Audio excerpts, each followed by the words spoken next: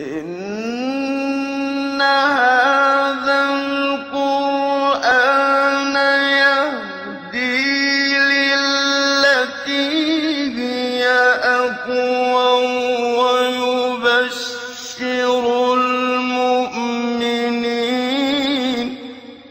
ويبشر المؤمنين الذين يعملون الصالحات أن لهم أجرا كبيرا. بسم الله الرحمن الرحيم. الحمد لله رب العالمين وبه نستعين وصلى الله وسلم على سيد الأنبياء والمرسلين وعلى آله وأصحابه أجمعين ومن تبعهم بإحسان إلى يوم الدين اما بعد. سلسلہ تفسیر کی یہ نشست نمبر 184 ہے اور اس نشست میں انشاءاللہ تعالی سورۃ الحج کی آیت نمبر 49 تا 51 کی تفسیر ہوگی، اور ان 3 آیات سے متعلق ہم نے 3 نشستیں صرف کی ہیں. آج کی اس نشست میں انشاءاللہ تعالی جو بقیہ معلومات ہیں وہ آپ کے سامنے پیش کی جائیں گی. اللہ رب العالمین نے ارشاد فرمایا: قل یا ایہا الناس انما انا لکم نذیر مبین فالذین آمنوا وعملوا الصالحات لهم مغفرۃ ورزق کریم والذین سعوا فی آیاتنا معاجزین اولئک اصحاب الجحیم. ان 3 آیات سے متعلق سب سے پہلے ہم نے آپ کے سامنے یہ بات ذکر کی تھی کہ پچھلی آیات سے ان آیات کا کیا تعلق ہے، پھر رسول اللہ صلی اللہ علیہ وسلم کا یہاں پر جو ایک منصب نذیر جو پیش کیا گیا ہے اس سے متعلق بھی ہم نے تفصیلی طور پر روشنی ڈالے ہیں، اور اس کی جو صفت ہے مبین، اس کا کیا معنی مفہوم ہے، اہل علم کے ہاں کیا کیا نقطہ نظر ہیں، اس کو بھی ہم نے آپ کے سامنے رکھا ہے. آج کی اس نشست میں مجھے یہ بتانا ہے کہ اللہ سبحانہ و تعالیٰ نے رسول اللہ صلی اللہ علیہ وسلم پر، یعنی اللہ پر، اللہ کے رسول پر، آخرت کے دن پر جو ایمان لاتے ہیں، ایمان لانے کی بنیاد پر اللہ رب العالمین ان کے ساتھ جو بہتر معاملات اختیار فرماتے ہیں.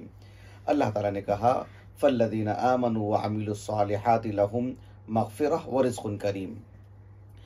ورزق کریم، اس سلسلے میں جو بات ہے وہ میں آپ کے سامنے آج رکھوں گا انشاءاللہ. اللہ رب العالمین پر ایمان لانا، اللہ رب العالمین کی توفیق سے عمل صالح جو ہے اختیار کرنا، اللہ سبحانہ و تعالیٰ اس اعتبار سے بندے سے جو چوک ہوتی ہے، اس سے جو یعنی ایک طرح کا قصور ہوتا ہے، تفریط ہوتی ہے، اللہ رب العالمین اس پر ستر پوشی کرتے ہیں اور اس کو نجات دیتے ہیں. مغفرہ کے اندر جو ہے یہ دونوں معنی آتے ہیں. الستر یہ بھی معنی آتا ہے، الوقایہ یہ بھی معنی آتا ہے. اس پر ہم نے کئی ایک مرتبہ تفصیل سے کہہ چکے ہیں. یہاں اللہ رب العالمین نے ایک دوسری نعمت یہ بیان فرمائے کہ جب ایک بندے کو اس سے جو اللہ رب العالمین پر ایمان لانے کے باوجود، اللہ کے رسول پر ایمان لانے کے باوجود، فرما برداری اختیار کرنے کے باوجود اللہ رب العالمین کی اطاعت میں جو قصور ہوتا ہے، جو تفریط ہوتی ہے، اللہ تعالیٰ اس پر ایک تو پردہ ڈالتے ہیں، ساتھ میں اللہ رب العالمین اس کو جہنم سے بچا بھی لیتے ہیں، اس کی مغفرت کر دیتے ہیں. صرف اتنا ہی نہیں ہے کہ اسے جہنم سے بچا لیتے ہیں، بلکہ یہ بھی ہے کہ اللہ سبحانہ و تعالیٰ اس کے ساتھ بہتر معاملہ اختیار فرماتے ہیں. کہا کہ ورزق کریم. رزق کریم، رزق کے معنی یہاں پر کیا معنی ہیں؟ اس سلسلے میں امام عبد الرحمن ابن ابی حاتم الرازی رحمہ اللہ، آپ کی جو تفسیر ہے تفسیر القرآن العظیم، جو علمی دنیا میں تفسیر ابن ابی حاتم الرازی سے معروف ہے، اس میں آپ ایک قول نقل کی ہیں محمد ابن کعب القرظی سے رحمہ اللہ. محمد ابن کعب القرظی رحمہ اللہ، ان سے متعلق انشاءاللہ تعالیٰ کبھی تفصیل سے آپ کے سامنے ذکر کریں گے. مختصراً یہ کہ موسوعۃ تفسیر الماثور، اس کا جو مقدمہ ہے بہت ہی علمی مقدمہ ہے. موسوعۃ تفسیر الماثور جو 24 جلدوں والا ہے، اس کے مقدمے میں انہوں نے یعنی جو مفسرین ہیں، معروف مفسرین ہیں، صحابہ میں، تابعین میں، تبع تابعین میں، تو جن سے جو آثار ملتے ہیں، اقوال ملتے ہیں، اس کی عدد کے اعتبار سے انہوں نے طبقات جو ہے انہوں نے ترتیب دی ہیں. اس سلسلے میں جو کئی ایک طبقات ہیں، ان میں سے ایک چوتھا طبقہ جو تقریباً 400 سے 500 تک جن کے اقوال ہمیں ملتے ہیں کتب تفاسیر میں، 400 سے 500 کے درمیان، یعنی تقریباً 500 اقوال کسی سے مل جانا فی نفسی ہی تو بہت بڑی تعداد ہے، لیکن جو مکثرین ہیں ان سے جو اقوال ملتے ہیں، آثار ملتے ہیں، وہ تو تقریباً ہزاروں پر بھی ہیں۔ اس اعتبار سے محمد بن کعب القرظی رحمہ اللہ یہ تابعین میں سے ہیں، علماء مدینہ میں سے ہیں۔ علی بن ابی طالب رضی اللہ عنہ کا جو دور خلافت ہے تقریباً 4 سال پر محیط ہے، بالکل اس کے آخری ایام میں آپ کی ولادت ہوئی ہے، یوں سمجھ لیجیے کہ 40 ہجری کے اواخر میں، اور 117 ہجری آپ کا سن وفات ہے۔ حالانکہ اور بھی اقوال ملتے ہیں۔ موسوعۃ التفسیر المأثور کے جو لجنہ ہے، انہوں نے 117 ہجری کی جو تاریخ ہے اس پر انہوں نے اعتماد کیا ہے۔ بہرحال کم و بیش 80 سال کی آپ کی عمر رہی ہے۔ علماء مدینہ میں ایک معروف نام محمد بن کعب القرظی، ان کے جو والد ہیں کعب بن حیان القرظی، یہ بنو قریظہ کا جو یعنی معرکہ تھا نا، رسول اللہ صلی اللہ علیہ وسلم نے اس کا حصار کیا تھا اور جو اس کی گھیرا بندی کی تھی، اور اس میں سے جو ایسے لوگ تھے جو نابالغ تھے ان کو چھوڑ دیا گیا تھا، اس میں سے ان کے والد بھی تھے کعب بن حیان۔ بہرحال وہ مسلمان ہوئے الحمدللہ، اور پھر کوفہ چلے گئے، وہیں ان کی ولادت ہوئی تھی محمد بن کعب القرظی کی رحمہ اللہ۔ اس اعتبار سے اللہ رب العالمین نے آپ کو اسلام عطا فرمایا۔ محمد بن کعب القرظی رحمہ اللہ بہت ہی معروف عالم دین، معروف مفسر، اور زہد میں، علم و تقوی میں، فضل میں ان کی بہت ساری باتیں ہیں۔ ان کی جو اقوال جو کم ملے ہیں، کم تعداد میں ملے ہیں، حالانکہ بہت معروف مفسر ہیں، بہت عظیم مفسر ہیں، اس کے باوجود بھی ان کے اقوال تقریباً 400 سے 500 کے قریب جو ہے ہمیں ملتے ہیں۔ 415 یا 410 سمجھ لیجیے اگر بالضبط اگر ہم کہیں، ان کے جو اقوال ہمیں ملتے ہیں۔ اس کی وجہ کیا ہے کہ بہت کم اقوال ان سے جو ہمیں ملتے ہیں کتب تفاسیر میں؟ ایک تو یہ ہے کہ یہ مدینے میں رہتے تھے، مدینے میں رہنے کا مطلب یہ ہے کہ کوفہ اور بصرہ میں رہتے تو جو ہے وہاں پر لوگوں کے سوالات بہت زیادہ، اور پھر بتانے والے لوگ کم، جبکہ مدینے میں لوگوں سے سوالات کم آیا کرتے تھے، اس لیے کہ اکثر لوگ اصحاب علم تھے، اور پھر جب سوال کرنے کی بات آتی تو جواب دینے والوں کی کثرت رہتی تھی، اس وجہ سے بھی کسی سے جو ہے اقوال کم ملتے ہیں۔ اور ایک اور بات یہ بھی ہے کہ فی نفسی ہی ہم دیکھتے ہیں کہ تابعین میں کچھ ایسے بھی تابعین ہیں جو ان صحابہ سے انہوں نے زیادہ تاثر لیا۔ اس کو ایک طرح کا جو ہے مطلب دین اور علم کی نشر و اشاعت میں ایک طرح کا تورع تھا کہ ہم زیادہ نہ بولیں، زیادہ خوض نہ کریں، زیادہ گہرائی میں نہ جائیں، جو عام اور مجمع علیہ جو اقوال ہیں اسی کو بیان کرنے پر اکتفا کرتے تھے۔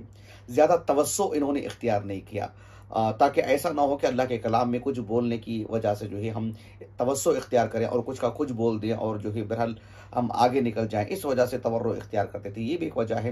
اسی وجہ سے ہم دیکھتے ہیں کہ آپ کے تلامذہ بھی بہت بڑی تعداد میں نہیں ہیں۔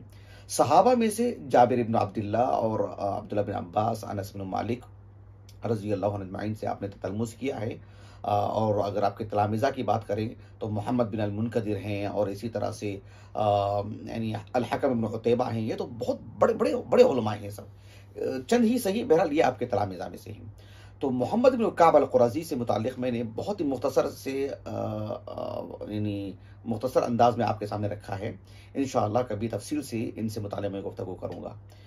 کہنے کا مقصود یہ ہے کہ عبد الرحمن ابن ابی حاتم الرازی رحمہ اللہ نے محمد بن کعب القرظی رحمہ اللہ کے حوالے سے یہ بات نقل کی ہے کہ آپ نے کہا کہ اذا سمعت اللہ یقول رزق کریم، جب آپ قرآن مجید میں یہ کلمات اگر آپ سنتے ہیں کہ رزق کریم، تو کہا کہ فہو الجنہ، تو یہاں جنت ہی مراد ہے۔ اس سلسلے میں ایک معروف عالم دین، معروف مفسر، بلکہ تفسیر کے باب میں سب سے پہل کرنے والی کتابی شکل میں ابن جریج کے نام سے علمی دنیا میں معروف ہیں، عبد الملک ابن عبدالعزیز ابو خالد یا ابو الولید ابن جریج رحمہ اللہ۔ کتب ستہ کے روات میں، کتب ستہ کی سبھی کتابوں میں آپ کی مرویات ہیں، آپ کی بھی، محمد بن کعب القرظی دونوں کی بھی۔ تو ابن جریج رحمہ اللہ کا ایک قول امام محمد ابن جریر الطبری رحمہ اللہ نے بھی اپنی تفسیر میں، یعنی اپنی سند سے انہوں نے ذکر کیا ہے۔ شیخ احمد شاکر مصری رحمہ اللہ نے کہا کہ اسنادہ صحیح، یعنی ایک تو آپ نے اس کی اسناد کو صحیح کہا ہے، لیکن مشروط طریقے سے کہا کہ لولا القاسم شیخ المصنف، یعنی محمد ابن جریر الطبری رحمہ اللہ کے جو استاذ ہیں القاسم، جو حسین الحمصی کے تلمیذ ہیں، کہا کہ ان سے متعلق میں ان کا ترجمہ حیات سے واقف نہیں ہو پایا ہوں، کہ کون ہے، کہاں کے، کیا کچھ جو تفصیلات ہوتی ہیں ایک راوی سے متعلق، کہا کہ وہ مجھے نہیں معلوم ہے، ان سے متعلق جو ہے کوئی چیز مجھے نہیں معلوم ہے، اگر ان کا معاملہ ایسا نہ ہوتا تو پھر اس سند کا جو حکم ہوتا وہ کیا ہوتا، کہا کہ اسنادہ صحیح ہوں۔ اس میں بھی جو ہے یہی بات ہے کہ جو ہے رزق کریم کا معنی یہی بتایا گیا ہے۔ یہاں مجھے ایک بات آپ کو یہ بھی بتانی ہے کہ تقریباً میں سمجھتا ہوں 1441 ہجری جمادی الاولیٰ کا مہینہ ہے، 2020 جنوری کا مہینہ، اس ماہ میں نے یعنی ایک درس دیا تھا، قرآن مجید کی ایک آیت کریمہ ہے، ان ھذا القرآن یہدی للتی ہی اقوم ویبشر المؤمنین الذین یعملون الصالحات ان لہم اجرا کبیرا۔ یہ جو آیت کریمہ ہے سورۃ الاسراء کی آیت کریمہ ہے، بالکل آغاز میں آیت نمبر 9 ہے غالباً۔ تو اس آیت کریمہ کی میں نے مفصل تفسیر کی ہے الحمدللہ، یعنی سورت کی نہیں، اس آیت کریمہ کی ہمارے چینل پر موجود ہے الحمدللہ۔ تو اس وقت بھی میں نے ابن جریج رحمہ اللہ کے حوالے سے بتایا تھا کہ آپ نے کہا کہ کل شیء فی القرآن اجر کبیر یا رزق کریم، کہا کہ قرآن مجید میں جہاں بھی اجر کبیر یا رزق کریم، اجرن کبیرن رزقن کریمن کا جو قرآن مجید میں جہاں بھی آئے گا، کہا کہ فول جنہ، اس سے مراد جنت ہی ہے۔ یہ ایک بات رہی تفسیری معلومات کی حد تک۔ ایک دلچسپ بات یہاں پر یہ ہے کہ نظم الدرر فی تناسب الآیات والسور، یہ کتاب جس کے حوالہ ہم نے بارہا دیا ہے اور بہت پہلے سے ہم اس کتاب کا حوالہ دیتے آ رہے ہیں، لیکن تقریباً 7-8 مہینوں سے اللہ کے فضل و کرم سے یہ کتاب ہمارے پاس موجود ہے الحمدللہ، ابو الحسن البقائی کی رحمہ اللہ، مصری۔ آپ نے ایک ربط جو ہے پیدا کرنے کی کوشش کی ہے کہ یہ جو آیت کریمہ ہے فالذین آمنوا وعملوا الصالحات لہم مغفرہ ورزق کریم، یعنی رزق کریم جو اللہ نے وعدہ کیا ہے اہل ایمان کے لیے، یہ جو وعدہ جس جگہ بیان کیا گیا ہے سورۃ الحج میں، اس سے پہلی والی آیات کا اس خوشخبری سے کیا تعلق ہے؟ ایک تعلق، ایک ربط ابو الحسن البقائی نے پیش کیا جو بہت دور سے لا کر کے جوڑا انہوں نے، ایک ربط بالذات اسی آیت کریمہ سے جوڑا جو علامہ فخر الدین الرازی نے کہا۔ دونوں باتیں میں آپ کے سامنے رکھوں گا۔ جہاں تک مسئلہ ابو الحسن البقائی نے کہا رحمہ اللہ، اس کو سمجھنے کے لیے پچھلی تقریباً 15 آیات پیچھے جانا پڑے گا۔ اللہ سبحانہ وتعالی نے فرمایا کہ اُذِنَ لِلَّذِينَ يُقَاتَلُونَ بِأَنَّهُمْ ظُلِمُوا وَإِنَّ اللَّهَ عَلَى نَصْرِهِمْ لَقَدِيرٌ۔ اللہ رب العالمین نے جو یہ بات بیان فرمائی کہ اللہ تعالیٰ نے اب اہل ایمان کو قتال کی اجازت دے دی ہے، اب یہ مباح ہے، جو اب تک اللہ رب العالمین نے اجازت نہیں دیے تھے، کہا کہ اب اجازت دے دی ہے۔ الذین اخرجوا من دیارہم بغیر حق الا ان یقولوا ربنا اللہ، یعنی کفار کے نزدیک ان کا جرم کیا تھا کہ یہ توحید پر ہیں، اللہ رب العالمین کی الوہیت کا اقرار کیے ہیں، یہی تو جرم تھا کفار کی نظروں میں۔ اب دیکھیں یہاں پر غور طلب باتیں ہیں، تقریباً پچھلی 15 سے 20 آیات پیچھے جانا پڑے گا۔ اللہ تعالیٰ نے کہا کہ الذین اخرجوا من دیارہم بغیر حق، جن کو بغیر کسی حق کے گھروں سے نکالا گیا۔ اہل ایمان جو مکے میں تھے مسلمان، ان کو ان کے گھروں سے بے گھر کیا گیا۔ ظاہر بات ہے وہ کہیں سیر و سیاحت کے لیے تو نہیں نکلے نا، اپنی جان بچاتے ہوئے، اپنے ایمان کی حفاظت میں جو لباس زیب تن کیے ہوئے تھے، جو کچھ سرمایہ ہاتھ لگ سکتا تھا ان کے، جو سواری میسر تھی ان کو، جان بچاتے ہوئے، لوگوں کی نظروں سے اپنے آپ کو بچاتے ہوئے رات کے اندھیرے میں انہوں نے نکلا وہاں سے۔ ایک بڑی طاقت ایسے نکل کے آئی، ایسے میں ان کا گھر بار، ان کی تجارت، ان کے ساز و سامان، ان کی دیگر سواریاں، ان کے کپڑے، ان کے چپل جوتے، ان کے بہت سارے اثاثے سب کے سب وہیں پر تھے نا۔ تو ظاہر بات ہے جب وہ نکل کر کے آئے تو وہ بالکل خالی جیب تھے، کوئی چیز ان کے پاس نہیں تھی۔ جب مدینے کو آئے اللہ پر ایمان تھا، اللہ پر جو ایمان تھا وہی تھا جو وہ لے کر کے مدینے کو آئے، دنیا میں اعتبار سے تو کوئی چیز نہیں تھی۔ تو اللہ رب العالمین نے ان کے لیے بنیادی طور پر نفسیاتی اعتبار سے کیسے خیال رکھا گیا کہ فالذین آمنوا وعملوا الصالحات لہم مغفرہ ورزق کریم۔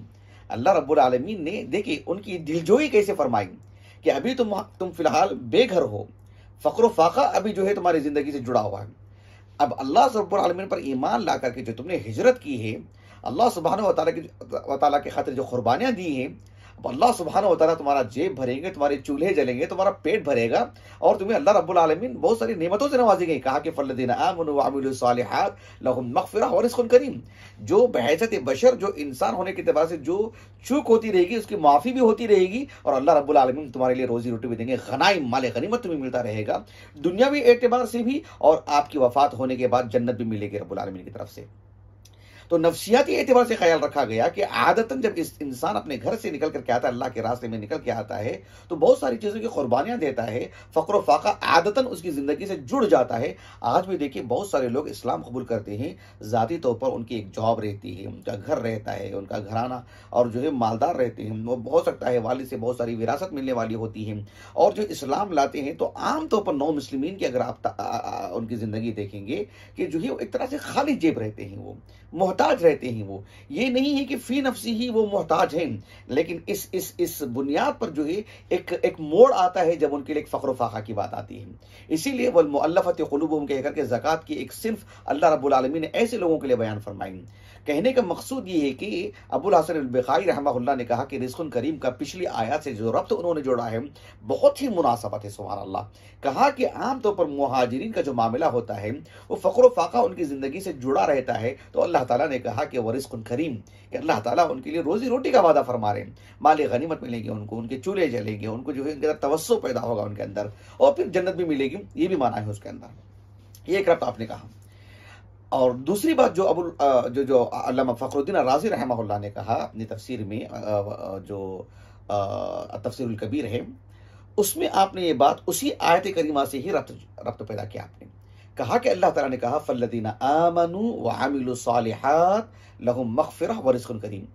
کہا کہ من جمع بینہما، یعنی من جمع بین الایمان والعمل الصالح، جو شخص اپنی زندگی میں ایمان اور عمل صالح کو لے کر چلتا ہے تو اللہ رب العالمین نے یہ وعدہ فرمایا ہے کہ یعنی اللہ سبحانہ و تعالیٰ اس بندے کے لیے فاللہ سبحانہ و تعالیٰ جمع المغفرۃ والرزق الکریم. کہا کہ جو بندہ اللہ رب العالمین کے لیے ایمان اور عمل صالح کو لے کر کے چلتا ہے، اللہ سبحانہ و تعالیٰ اس کے لیے المغفرہ اور الرزق الکریم لے کر کے اس کے لیے جو آتے ہیں. تو یہ ربط انہوں نے پیدا کیا. دھیان دیجئے، متنبہ رہیں، علامہ فخر الدین الرازی رحمہ اللہ اہل السنہ والجماعہ کا جو یعنی منہج ہے، جو عقیدہ ہے کہ عمل صالح، ایمان کا جو تسمیہ ہے، لفظ ایمان جو مسمہ ہے، تو یعنی جسے کہتے ہیں مسمى الایمان، لفظ ایمان جب کہتے ہیں اہل السنہ والجماعہ کے ہاں تو اس میں ایمان عمل صالح بھی داخل ہے، عمل خارج نہیں ہے. لیکن علامہ فخر الدین الرازی معتزلہ پر رد کرتے ہوئے ایک خاص طریق پر آپ نے دونوں کو جدا جدا کیا. کہا کہ فالذین آمنوا وعملوا الصالحات، کہا کہ وہ مغایرت کا تقاضا ہے نا اس کا، تو کہا کہ جو ہے مطلب یہ اس پر دونوں جدا جدا ہیں. یہ معتزلہ پر رد کرتے ہوئے وہاں پر اپنا عقیدہ بھی بیان کر رہے ہیں، لیکن پھر بھی چونکہ یہ دونوں ایک دوسرے کو لازم و ملزوم ہیں تو پھر اس کو الگ سے بیان کر رہے ہیں. متنبہ رہیں، باریک سی چیز ہے جو اہل السنہ والجماعہ کے عقیدے کو پڑھتے ہیں وہ اس نقطے کو ضرور اپنے سامنے رکھیں. بہرحال یہ دو طرح کے ربط ہیں، ایک دور سے ایک قریب سے، دونوں چیزیں میں نے آپ کے سامنے رکھی ہیں. یہاں ایک اور بات مجھے آپ کو بتانی ہے، بہت ہی لطیف بات، وہ یہ ہے کہ 8ویں صدی ہجری کے ایک عالم دین ہیں، 7ویں صدی ہجری کے، جن کا نام ہے احمد ابن ابراہیم ابن الزبیر الثقفی القرناطی. ہے اصل میں عرب ان کے آبا و اجداد، لیکن جو ہے اندلس جا کر کے بس گئے تھے. تو ان کی کتاب ہے ملاک التأویل. اس سلسلے میں ہم نے بہت تفصیل سے ان کا بھی تعارف، شخصی تعارف، ان کی کتاب کا تعارف دونوں ہم نے آپ کے سامنے بہت پہلے رکھ دیے ہیں. ہمارے بہت سارے دروس میں اس کو ہم نے بیان کیا ہے. یہاں مجھے صرف اتنا بیان کرنا ہے کہ یہ جو آیت کریمہ ہے، آیت نمبر 51، آیت نمبر 50، جس میں اللہ رب العالمین نے کہا فالذین آمنوا وعملوا الصالحات لہم مغفرہ ورزق کریم. یہاں اللہ رب العالمین نے ایک مومن کے لیے کیا وعدہ فرما رہے ہیں؟ کہا کہ فالذین آمنوا وعملوا الصالحات لہم مغفرہ ورزق کریم. ایک مومن کے لیے جو اللہ پر ایمان لاتا ہے، عمل صالح اختیار کرتا ہے، اس کے لیے اللہ نے کہا لہم مغفرہ ورزق کریم. اس آیت کریمہ کے جو آیت نمبر 50 ہے، تقریباً 5-6 آیتوں کے بعد اللہ سبحانہ و تعالیٰ نے کہا کہ الملک یومئذ للہ یحکم بینہم فالذین آمنوا وعملوا الصالحات فی جنات النعیم. یہاں اللہ نے کہا فالذین آمنوا وعملوا الصالحات لہم مغفرہ ورزق کریم، اور وہاں رب العالمین نے تقریباً 6 آیتوں کے بعد کہا فالذین آمنوا وعملوا الصالحات فی جنات النعیم. دونوں جگہ پر الگ الگ اللہ رب العالمین نے خوشخبری دی ہے نا. اس سلسلے میں علامہ ثقفی رحمہ اللہ نے جو بات بیان فرمائی ملاک التاویل میں بہت دلچسپ. آپ نے کہا کہ جب ایک بندہ اس آیت کریمہ کو پڑھتا ہے آیت نمبر 50 کو کہ فالذین آمنوا وعملوا الصالحات لہم مغفرہ ورزق کریم. ورزق کریم. اب سوال پیدا ہوگا کہ مغفرت، یہ تو بات واضح ہے کہ اللہ تعالیٰ اس کو جو ہے اس کی گناہوں پر پردہ ڈالیں گے اور اسے جہنم سے بچا لیں گے، بات واضح ہو گئی. اور ورزق کریم اس کا معنی کیا ہے؟ ایک سوال پیدا ہوگا کہ رزق کریم سے کیا مراد ہے؟ رزق کریم سے کیا مراد ہے؟ ہم نے تو بتا دیا نا. محمد بن کعب القرظی ہیں اور جو ہے ابن جریج ہیں، انہوں نے کیا کہا کہ جو قرآن مجید میں جہاں بھی ایسا ہو کل شیء فی القرآن فهو الجنہ، جہاں بھی اجر کریم ہو، اجر کبیر ہو اور جو ہے رزق کریم ہو تو الجنت مراد ہے. لیکن علامہ ثقفی رحمہ اللہ نے کہا کہ جب ایک بندہ یہ آیت کریمہ پڑھے گا آیت نمبر 50 فالذین آمنوا وعملوا الصالحات لہم مغفرہ ورزق کریم، ٹھیک ہے رزق کریم کا کیا معنی ہے؟ ایک سوال پیدا ہوگا. تو اللہ رب العالمین نے چند آیتوں کے بعد بیان فرمایا کہ رزق کریم سے مراد کیا ہے. کہا کہ فالذین آمنوا وعملوا الصالحات فی جنات النعیم، رزق کریم سے مراد جنت النعیم ہے، یہ مراد ہے. وہ کہ آیت کریمہ کی تفسیر آیت کریمہ سے ہو رہی ہے. جو یہاں سوال پیدا ہوا چند آیتوں کے بعد اللہ رب العالمین نے کہا فالذین آمنوا وعملوا الصالحات فی جنات النعیم. آج کی اس نشست میں ایک آخری بات وہ یہ ہے کہ آیت نمبر 51 کی والذین سعوا فی آیاتنا معاجزین اولئک اصحاب الجحیم. اس آیت کریمہ کی تفسیر فی الحال ہم یہاں نہیں کریں گے، اس لیے کہ اس آیت کریمہ سے متعلق ہم تفصیلی طور پر گفتگو کر چکے ہیں سورۃ السبا کے آغاز میں. سورۃ السبا کا جو بالکل آغاز ہے آیت نمبر غالباً 5 ہے، آپ دیکھ لیجئے، جس میں اللہ رب العالمین نے فرمایا لیجزی الذین 5 اور 6 ہے آیت کریمہ، یا 4 اور 5 آیت کریمہ ہے، آیت نمبر 4 اور 5 جی، کہ لیجزی الذین آمنوا وعملوا الصالحات لہم مغفرہ ورزق کریم والذین سعوا فی آیاتنا معاجزین اولئک لہم عذاب من رجز علیم. آیت نمبر 4 اور 5 ہے غالباً سورۃ السبا کا بالکل آغاز. اور جو ہماری تفسیر جو سلسلے وار چل رہی ہے، جیسے آج ہم نے کہا کہ سورۃ الحج کی جو آج نشست تھی آیت نمبر نشست نمبر کیا تھی؟ 180 پر 4. سورۃ السبا کا الگ سلسلے وار نمبر ہے، اس میں نشست نمبر 9 اور نشست نمبر 10 آپ دیکھ لیجئے، انہی 2 آیتوں سے متعلق وہاں تفسیر ہوئی ہے. وہاں پر والذین سعوا فی آیاتنا، اس کا معنی کیا ہے؟ السعی کا عام معنی کیا ہے؟ کیا اس کا خاص معنی ہے تو کیا معنی ہے؟ اہل ایمان کے لیے کیا خاص معنی ہے؟ کفار کے لیے وہاں پر کیا خاص معنی ہے؟ اور کیا مرادی معنی ہے اس سے؟ بہت تفصیلی طور پر ہم یہاں پر کہہ چکے ہیں. اور معاجزین سے متعلق جو 2 قراتیں ہیں اور قراتوں کی بنیاد پر کیا معنی بنتا ہے، امام بخاری رحمہ اللہ کے صحیح کے حوالے سے، اور پھر جو دیگر آیتوں اور دیگر جو ہے آیتوں کی تفسیر میں جو مفسرین نے بات کہی ہے، بہت ہی تفصیل سے ہم نے وہاں پر روشنی ڈالی ہے. لیجزی الذین آمنوا وعملوا الصالحات لہم مغفرہ ورزق کریم والذین سعوا فی آیاتنا معاجزین اولئک لہم عذاب من رجز علیم. آپ ضرور مراجعہ کریں، اس لیے کہ ہماری عمریں بہت کم ہیں. اس سلسلے میں جو ہے ایک مرتبہ جب ہم نے تفسیر کر دی ہے اور وہ یوٹیوب پر موجود ہے الحمدللہ، اور آپ اسے سن سکتے ہیں جہاں سے ہم نے آپ کو حوالہ دیا ہے، تو پھر ہم اسی کو تکرار کر کے پیش کریں، دوبارہ اس کو پیش کریں. کوئی نئی بات نیا نقطہ ہو تو ہم ضرور پیش کرتے. جو وہ ساری باتیں ہم نے وہاں پر بہت ہی تفصیل سے ذکر کر دی ہیں، اور یہی ہمارا منہج ہے ہماری اپنی اس تفسیر میں، یعنی ہمارا اپنا جو طریقہ کار ہے. ایک جگہ پر جب تفصیلی معلومات ہم دے دیتے ہیں تو آگے نکلتے رہتے ہیں، تاکہ جو ہے ہمارے وقت کی بچت بھی ہو، الا یہ کہ کہیں ضروری طور پر تکرار کی بات آ جائے تو پھر اس کو ہم اعادہ کریں گے انشاءاللہ تعالی.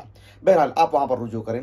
تو آخری ایک بات یہاں پر یہ ہے کہ یہاں پر اللہ رب العالمین نے کہا والذین سعوا فی آیاتنا معاجزین اولئک اصحاب الجحیم.